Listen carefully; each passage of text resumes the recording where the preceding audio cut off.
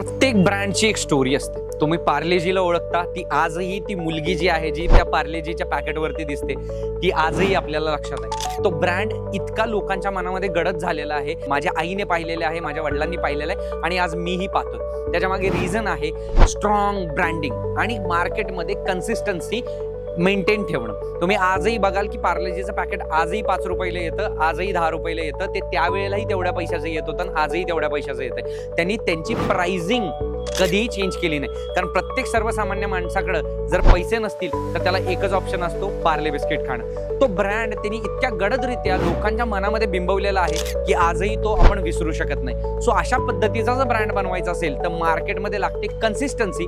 प्रत्येक ब्रँडच्या पाठीमागे लागते एक स्टोरी आणि प्रत्येक ओनरच्या पाठीमागे त्याचा सॅक्रिफाईस, त्याचा संघर्ष हा जर लोकांसमोर उतरला तर लोकांच्या मनामध्ये त्याच्यासाठी एक इमोशनल टच क्रिएट होतो आणि त्याच्यानंतर लोक त्याच्या सपोर्टसाठी उभी राहतात आणि अशाच पद्धतीने बनतो एक ब्रँड.